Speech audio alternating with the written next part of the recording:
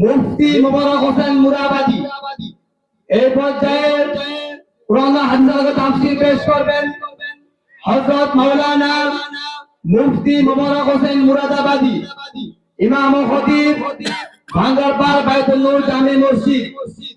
ইমাম ও খতিব ভাঙ্গারপাড় বাইতুল নূর জামে মসজিদ হযরতকে তার মূল্যবান বক্তব্য পেশ করার জন্য বিনীত সুবিধা জানাচ্ছি।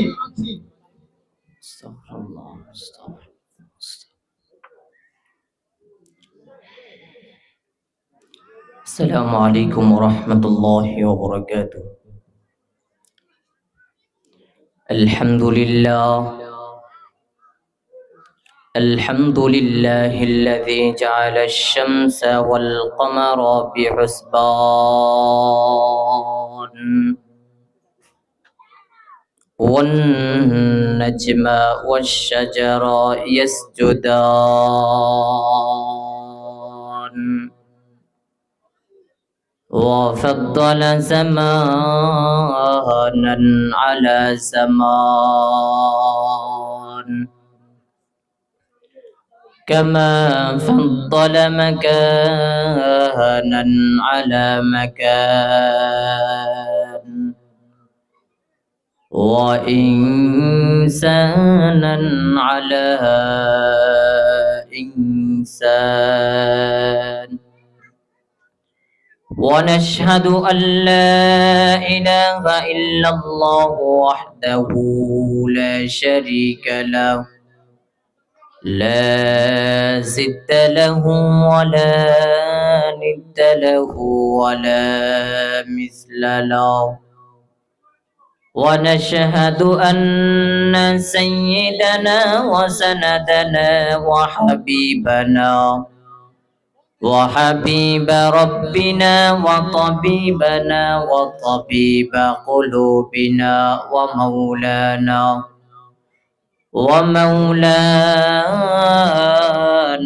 محمدا عبده ورسوله صلى الله تعالى عليه وعلى آله وأصحابه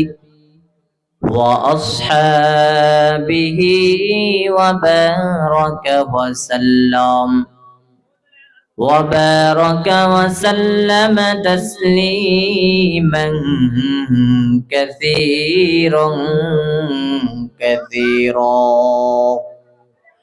اللهم صل على محمد النبي الأمي وعلى آله وسلم تسليما. وبعد فأعوذ بالله من الشيطان الرجيم. بسم الله الرحمن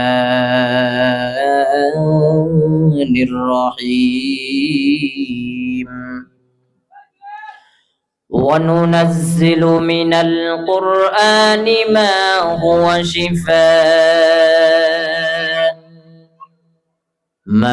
هو شفاء ورحمة للمؤمنين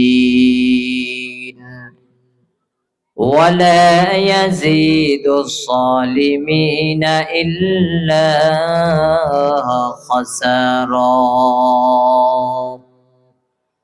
وقال رسول الله صلى الله عليه وآله وسلم: تركت فيكم أمرين لن تضلوا ما تمسكتم بهما كتاب الله وسنة رسوله أو كما قال النبي عليه الصلاة والسلام. صدق الله مولانا العظيم وصدق رسوله النبي الأمي الكريم ونحن على ذلك من الشاهدين والشاكرين والذاكرين والحمد لله رب العالمين সকলে মহব্বতের সাথে দরুদ ইব্রাহিম পড়ি আল্লাহুম্মা সাল্লি আলা মুহাম্মাদিন ওয়া আলা আলি মুহাম্মাদ কামা সাল্লাইতা আলা ইব্রাহিম ওয়া আলা আলি ইব্রাহিম إنك حميد مجيد أنت يا ريح الصبا يوما إلى أرض الحرم أنت يا ريح الصبا يوما إلى أرض الحرم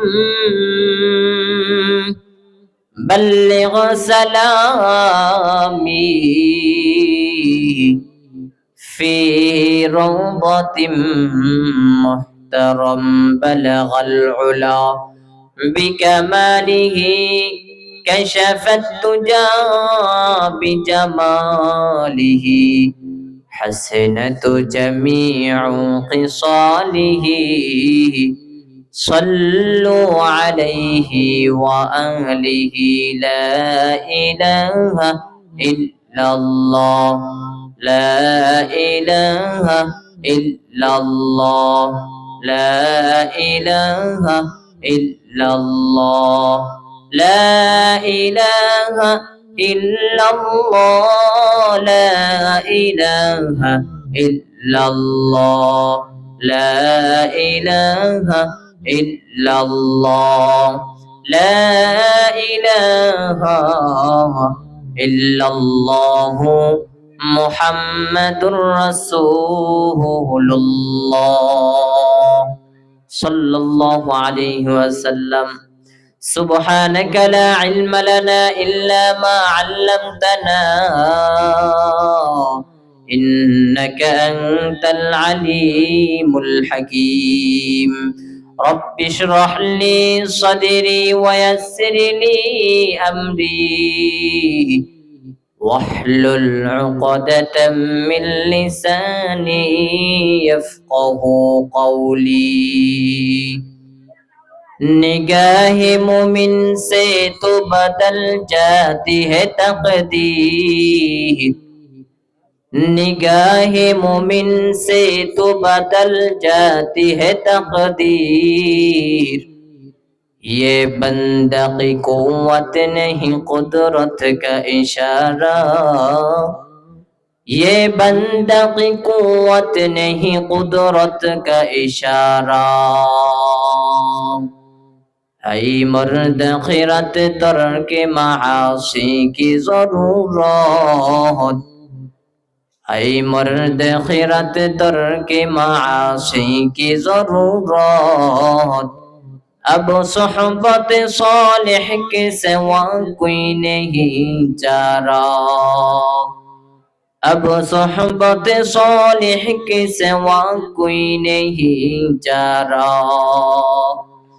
मरदूद है पीछे हमें खबर नहीं लेकिन मरदूद है पीछे हमें खबर नहीं लेकिन अब सोहबत सालिह के सिवा कोई नहीं चारा अब सोहबत सालिह के सिवा कोई नहीं चारा আলহামদুলিল্লাহ আদর্শ সমাজ গঠনে ধর্মীয় প্রতিষ্ঠান গড়ায় নাগরিকদের ভূমিকা শীর্ষ 10 পারা ভাঙ্গার পার কবরস্থান ও জামিয়া মসজিদ কর্তৃক আয়োজিত ওয়াজ ও দোয়ার মাহফিল আজ 7 জানুয়ারি বুধবার। উক্ত মাহফিলে প্রধান অতিথি হিসেবে থাকবেন জনাব মোহাম্মদ জাকির হোসেন কামাল, সাবেক সচিব। বিশেষ অতিথি হিসেবে আগমন করিবেন জনাব জাবির হুসাইন সানিব ও জনাব ডক্টর মাহবুবুর রহমান। উক্ত মাহফিলে প্রধান বক্তা হিসেবে আগমন করবেন পীরে কামেল আলহাজ হযরত মাওলানা কবির আহমদ সাহেব দামাত বরকাতুহুম ও অন্যান্য উলামায়ে কেরাম বয়ান পেশ করবেন। মহান রব্বি কারীমের দরবারে শুকরিয়া আদায় করি, যে মহান আল্লাহ পাক রব্বুল আলামিন আমাদেরকে এই ফিতনা ফাসাদের জামানায় বিভিন্ন গুনাহের কাজ থেকে পৃথক করে এই জান্নাতি মজলিসে এসে কিছু কথা আমাকে বলার এবং আপনাদেরকে শুনবার তৌফিক দান করেছেন। এই জন্য সবাই কালিমাতুর শুকর উচ্চারণ করে সকলে পড়ি আলহামদুলিল্লাহ। দ্বিতীয়বার সাউন্ড এখানে আবার দ্বিতীয়বার রিপিট হয়।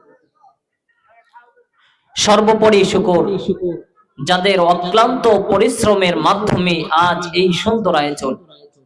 এলাকার যুবক, বৃদ্ধ, ব্যবসায়ী, চাকরিজীবী, বিভিন্ন শ্রেণী পেশার মানুষ সময়, পরামর্শ, অর্থ দিয়ে, মাইক, লাইট, ফ্যান্ডেল দিয়ে দোয়া করে উপস্থিত হয়ে যে যেইভাবে সহযোগিতা করেছেন, আল্লাহ পাক রব্বুল আলামিন তাদের এই খেদমতের বিনিময় দুনিয়াতে শান্তি ও পরকালে মুক্তির ব্যবস্থা করে দিন। সকলে পড়ি আমিন।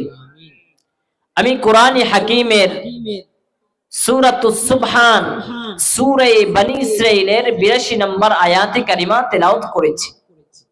বিশ্ব নবী, শেষ নবী, মহানবী, শ্রেষ্ঠ নবী, জিন্দা নবী, হায়াতুন নবী সাল্লাল্লাহু আলাইহি ওয়া আলিহি ওয়া সাল্লামের অসংখ্য গণিত বাণী পবিত্র হাদিস শরীফের মধ্য থেকে একটি হাদিস পড়েছি।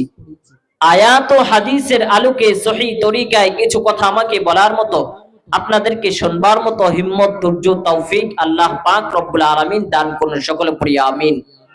আল্লাহ বলেন, ওয়া নুনাজ্জিলু মিনাল কুরআনি মা হুয়া শিফা। আল্লাহ বলেন, বান্দা আমি কোরআনকে নাজিল করেছি যার ভিতরে মানুষের ঔষধ, রোগ মুক্তি রয়েছে।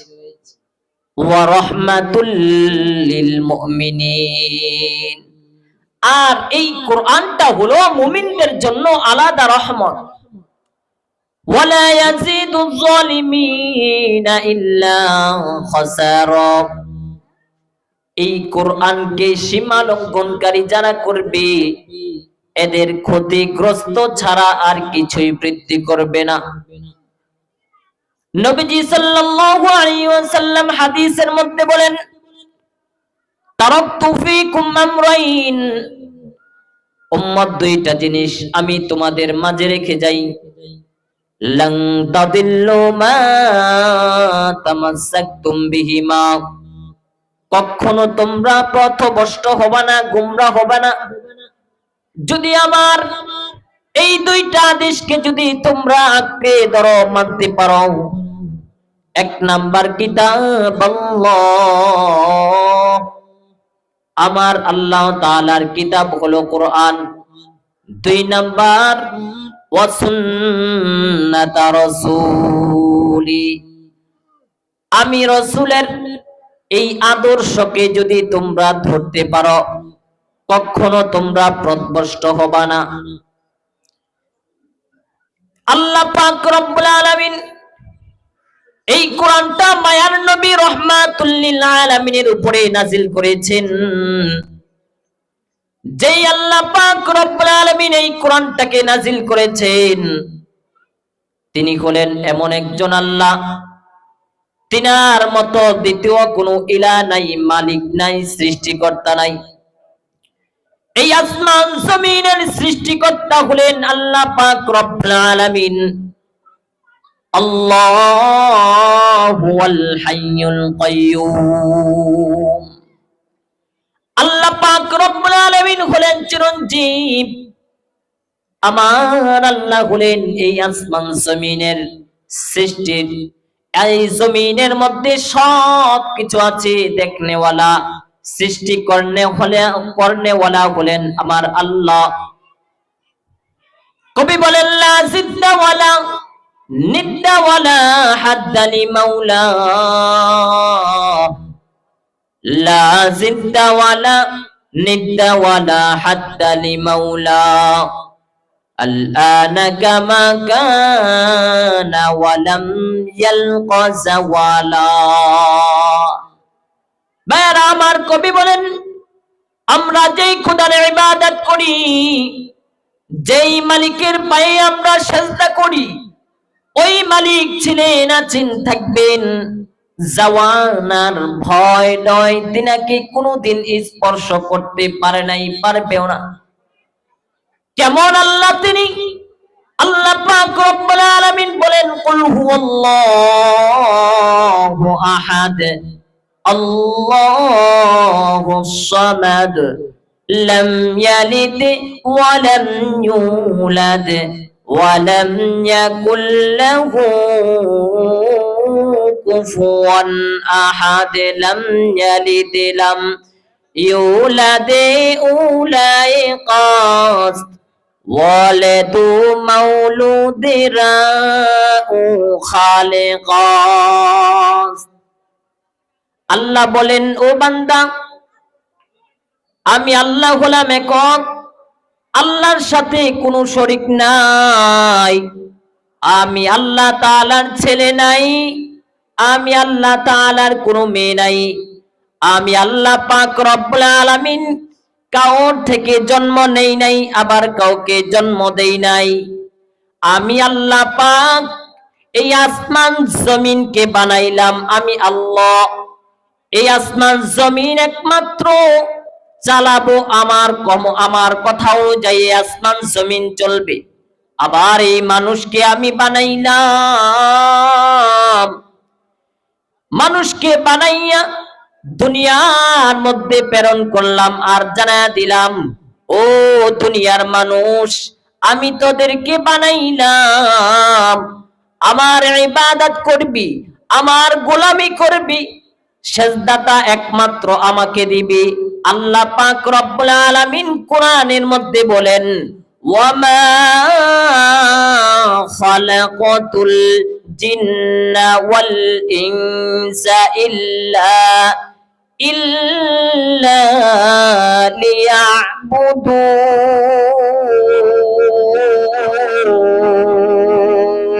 আল্লাহু আকবার। আল্লাহ বলেন আমি মানুষ এবং জিন জাতিকে বানাই নাই, ইল্লা তবে বানাইছি আমার ইবাদতের জন্য, আমার বন্দেগীর জন্য। ভাইরা আমার, আল্লাহ পাক রব্বুল আলামিন কোরআনটাকে নাজিল করলেন, এমন একজন পয়গম্বরের উপরে কোরআনটা নাজিল করলেন যেই পয়গম্বর রাহমাতুল লিল আলামিন এই জমিনের মধ্যে 63 বৎসর ছিলেন, একটাও মিথ্যা বলেন নাই। কেমন পয়গম্বর আল্লাহ পাক রব্বুল আলামিন আমাদেরকে দিলেন।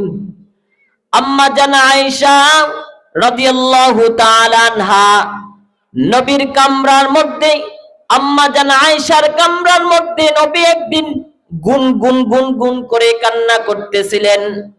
আম্মা জান আয়েশা পয়গম্বরকে প্রশ্ন করলেন, পয়গম্বর আপনি কি কারণে কাঁদেন? নবী কথা বলেন না, আবার প্রশ্ন করলেন, ও পয়গম্বর আমি আয়েশা কি কোনো বেয়াদবি করে ফেললাম কিনা? নবী বললেন, ও আয়েশা আমাকে এমন কথা বলবা না, কারণ আমাকে কান্নার সুযোগ করে দাও, কারণ ও আয়েশা তুমি আমার সুখের দিনের বিবি, কিন্তু আমার জীবনে এমন একটা সময় ছিল বড় কঠিন, ও আয়েশা ওই সময় আমার পাশে কেউ ছিল না, ওই সময় আমার আপন ছিল খাদিজা। আমি কালিমার দাওয়াত দিতে মানুষের বাড়ি বাড়ি যাইতাম, কত মানুষ রাস্তার মধ্যে কাটা বিছায়া দিত। আমি মোহাম্মদ যদি রাস্তা দিয়া যাই, রাস্তার মধ্যে যে কাটা বিছায়া দিবে, ওই কাটার মধ্যে যদি আমি মোহাম্মদ পাড়া দেই, আর দাওয়াত দিতে বের হব না, ইসলামের প্রচার প্রসার করতে বের হব না। মানুষ এইভাবে কষ্ট দিত। নবী বলেন, আমি কালিমার দাওয়াত দেওয়ার জন্য মানুষের বাড়ি বাড়ি যাইতাম, কত মানুষ আমাকে থুতু দিত, কত মানুষ আমাকে গালমন্দ করত, কত মানুষ পাগল পাগল বলতো। আমি মোহাম্মদ যত কষ্ট করে দাওয়াত দিয়ে ঘরের সন্ধ্যা বেলা ঘরের দরজার সামনে দাঁড়াইয়া একটা সালাম দিতাম, আমার খাদিজা দরজা খুলে দিতে। নবী বলেন, আমি একদিন খাদিজাকে প্রশ্ন করলাম, ও খাদিজা, আপনি কি ঘুমান না? খাদিজা চোখের পানি ছেড়ে কান্না করেন আর বলেন, ও পয়গম্বর, খোদার কসম, আপনি যতক্ষণ ঘরে আসেন না, আমি খাদিজা মাথাটা বালিশের মধ্যে লাগাই না। কারণ পয়গম্বর, আমি আপনাকে কষ্ট দেওয়ার জন্য আসি নাই, আমি আপনাকে শান্তির চেষ্টার জন্য আসছি রে পয়গম্বর। এরে আল্লাহর গোলাম, কেমন মায়ার নবী আল্লাহ আমাদেরকে দিলেন। এই আসমান জমিনের জন্য রহমত স্বরূপ হিসেবে প্রেরণ করলেন। কেমন পয়গম্বর আল্লাহ দিলেন, যে আসমান জমিনের জন্য রহমত, ওই পয়গম্বরের উপরে আল্লাহ পাক রব্বুল আলামিন কোরআনটাকে নাজিল করলেন। এটা এমন একটা কোরআন, আল্লাহ বলেন শিফা, আমি বান্দা কোরআনটাকে নাজিল করলাম ঔষধ হিসেবে। আর কারা কারা এই কোরআনের ঔষধ নিবে, আল্লাহ তাও বলে দিয়েছেন। এই কোরআনটা হলো দুনিয়ার সবাই রোগী, এই কোরআনের ঔষধ নিবে মুসলমান মুমিনদের মাঝে যাদের নামাজ নাই, রোজা নাই, পর্দা নাই, হালাল ও হারামের কোনো ভেদাভেদ নাই, তারা অসুস্থ রোগী। এবার আসুন, যারা একটু লেবাসওয়ালা, যেমন আমি, মাথায় টুপি, দাড়ি, পাগড়ি সব ঠিক আছে, বাট নিজেকে নিজে অনেক বড় মনে করি, যদি কবিরা গুনাহ হবে। অন্যকে যদি ছোট মনে করি, কবিরা গুনাহ হবে। অন্যের কল্যাণ ভালো কাজ যদি দেখতে না পারি, কবিরা গুনাহ হবে। এই জন্য আল্লাহ বলেন, শিফা, বান্দা আমি এই কোরআনটাকে নাজিল করলাম ঔষধ হিসেবে। মুফাসসিরিন একরাম তাফসীরের মধ্যে লিখেছেন, এই কোরআনটা রূহের জন্য যেমন ঔষধ, ঠিক তদ্রূপ শরীরের জন্য অনেক ঔষধ।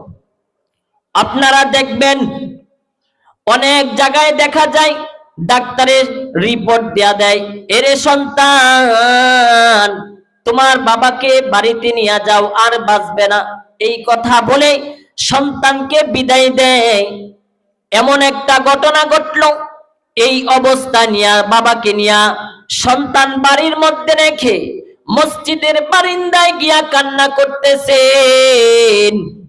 ইমাম সাহেব যখন মসজিদের মধ্যে ঢুকবেন, তখন দেখলেন একটা সন্তান কান্না করতেছে। ইমাম সাহেব বললেন, কি বাবা, কি হয়েছে? বলে, হুজুর, বাবাকে ডাক্তারের কাছে নিয়ে গেলাম, এখন ডাক্তার রিপোর্ট দিতেছে বাবা নাকি আর বাঁচবে না, অসুস্থ। ইমাম সাহেব বললেন, নেও একটা গ্লাস পানি নিয়ে আসো। ইমাম সাহেবের কাছে যখন পানিটা দিলেন, ইমাম সাহেব কোরআন পড়ে পানিতে দুম দিলেন, ফুক দিলেন। আর এই পানিটা যখন রোগীকে পান করানো হলো, রোগী এই পানি পান করে সুস্থ হয়ে গেছেন। এই রকম বহু বহু ঘটনা উলামায়ে কেরামের জানা আছে, যে এই কোরআনের বরকতে আল্লাহ রোগীকে সুস্থ করে দিয়েছেন। সুবহানাল্লাহ পড়েন। এই জন্য আল্লাহ বলেন, শিফা, ঔষধ হিসাবে আমি এই কোরআনটাকে নাজিল করলাম। আপনারা লক্ষ্য করে দেখবেন, মতলব ফার্মেসি গুলোর মধ্যে কোন রোগের কি ঔষধের বইও আছে। ঔষধ ও ফার্মেসির মধ্যে সেটিং করা আছে, টানানো আছে। এরপরেও কি নিজের ইচ্ছা মতো ঔষধকে সেবন করা যাবে? না না, নিজের ইচ্ছা মতো ঔষধ সেবন করা যাবে না। ডাক্তারের প্রেসক্রিপশন নিতে হবে, পরামর্শ নিতে হবে। ঠিক তদ্রূপ ইসলামের ডাক্তার হলো 4 দল। আবার এই 4 দল যে ডাক্তার, এরাও এক সময় ছিল দুর্বল। এদেরকে সুস্থ করেছেন, সবল করেছেন আল্লাহ। এমন সবল করেছেন এদের আর কোনো রোগ হবে না। এরা এবার উম্মতের ডাক্তারি করবে। আল্লাহ বলেন, ওয়ামান ইউতিইল্লাহা ওয়া রাসূলা ফাউলাইকা মাআল্লাযীনা আন'আমাল্লাহু আলাইহিম মিনান নাবিয়্যিন ওয়াস-সিদ্দীকিন والشهداء والصالحين وحسن أولئك رفيقا। আল্লাহ পাক রব্বুল আলামিন বললেন, এ দুনিয়ার মানুষ, আমি তোমাদেরকে 4 দল বন্ধু পাঠায় দিলাম, তোমাদের মুরব্বি পাঠায় দিলাম, নবীগণ, সিদ্দিকগণ, শহীদগণ, সালেহগণ। এই 4 দল ডাক্তার আমি আল্লাহর দেওয়া প্রেসক্রিপশনেরা পাস করা নবীগণ, সিদ্দিকগণ, শহীদগণ, সালেহগণ, এদের ঔষধ যদি তোমরা সুন্দরভাবে সেবন করে নাও, তাহলে দুনিয়ার মধ্যে তোমরা কল্যাণময় হবে, পরকালেও তোমরা জান্নাতের মেহমান হয়ে যাবে। সুবহানাল্লাহ পড়ে। এই কোরআন এত দামি একটা কিতাব, এই কোরআনটা মাসের সাথে সম্পর্ক, মাস দামি হয়ে গেল। কে জানে ইমামের বাড়ি কই? এই কোরআনটা জমিনের মধ্যে আসলো রমাদানে। রমাদান এমন একটা মাস, যেই মাসের মতো বড় দামি আর কোনো মাস নাই। রমাদানের কদরের রাত্রে আল্লাহ তাআলা এই কোরআনটাকে নাজিল করলেন। কদরের রাত এমন একটা রাত, যেই রাতের মতো বড় দামি আর কোনো রাত নাই।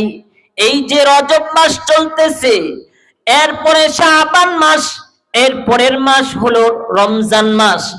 পয়গম্বর রাহমাতুল লিল আলামিন মানুষকে, উম্মতকে শিখায় দিয়েছেন, ও উম্মত, যখন রজব মাস আসবে তখন থেকেই তোমরা আমার আল্লাহ পাক রব্বুল আলামিনের দরবারে দোয়া করবা, আল্লাহুম্মা বারিক লানা ফি রজব ওয়া শাবান ওয়া বাল্লিগনা রমাদান। আল্লাহুম্মা বারিক লানা ফি রজব ওয়া শাবান ওয়া বাল্লিগনা রমাদান। ও আল্লাহর বান্দা, নবী শিখিয়ে দিলেন, আল্লাহুম্মা বারিক লানা, ও আল্লাহ আমাদেরকে বরকত দান করেন রজব ও শাবানের এবং রমজান পর্যন্ত আমাদেরকে আপনি পৌঁছায়া দেন, রমজান পর্যন্ত আমাদের হায়াত বৃদ্ধি করে দেন। এই দোয়া নবীজি সাল্লাল্লাহু আলাইহি ওয়াসাল্লাম বেশি বেশি পড়তেন এবং উম্মতদেরকে শিখিয়ে দিলেন, উম্মত, আল্লাহুম্মা বারিক লানা ফি রজব ওয়া শাবান ওয়া বাল্লিগনা রমাদান, এই দোয়া বেশি বেশি পড়বা।